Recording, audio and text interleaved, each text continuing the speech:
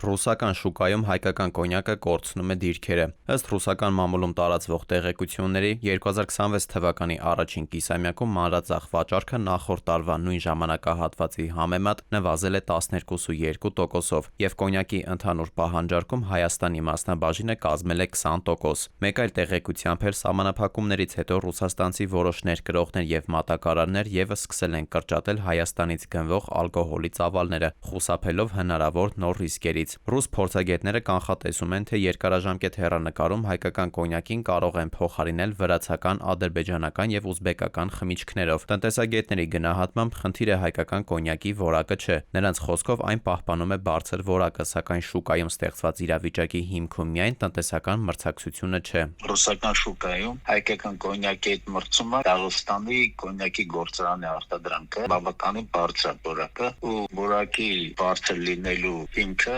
հայկական նույն կոնյակագործներն են դրել ժամանակին, քանի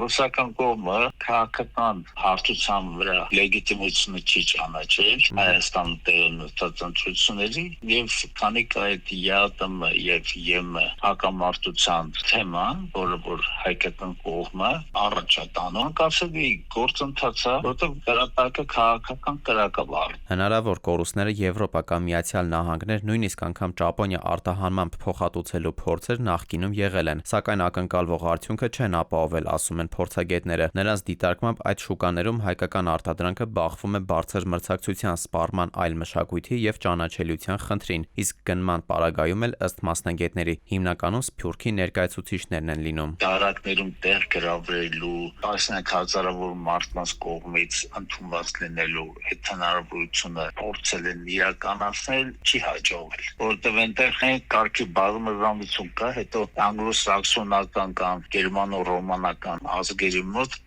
ավելի ընդունված են իրենց խմիչքները, հայկական կոնյակը այդտեղ անելիք չունի։ Եթե հայկական կոնյակը արտահանվում է, գնորդները միայն հայկական սփյուռքն են հանդիսանում։ Քաղաքագետների գնահատմամբ վաճառքի հետագա պատկերը պայմանավորված է հայ-ռուսական քաղաքական հարաբերությունների ընթացքով։ Երկարատև քաղաքական տարաձայնությունները, ըստ մասնագետների, ժամանակի ընթացքում կարող են տնտեսական հետևանքների վերածվել, սահմանափակելով ոչ միայն վաճառքը, այլև հայկական արտադրանքի ներկայությունը ռուսական շուկայում, իսկ եվրոպական շուկայում խնդիրը, ըստ մասնագետների, ոչ միայն մրցակից արտադրանքի մեծ առաջարկն է, այլև բրենդավորումը։ Եվրամիության հետ կապված ես կարծում այդ հնարավորությունները շատ խիստ սահմանափակ են։ Այս տարի նաև լծվել են բոլոր իտալական պահեստները գինու, նրանք չգիտեն ինչ անեն։ Ֆրանսիան իր կոնյակը ապահովում է բրենդավորմամբ, պլյուս բրենդավորման խնդիրը կա, որովհետև հայկական կոնյակը որպես բրենդ կարողություն ունի միայն հետխորհրդային տարածքում։ Որպես առավել հեռանկարային ուղղություն, փորձագետները առանձնացնում են ասիական շուկաները, միաժամանակ նկատելով, որ այստեղ եւս հնարավորությունները սահմանափակում են տարածաշրջանի մի շարք երկրներում ալկոհոլային խմիչքների վաճառքի նկատմամբ գործող արգելքներն ու սահմանափակումները։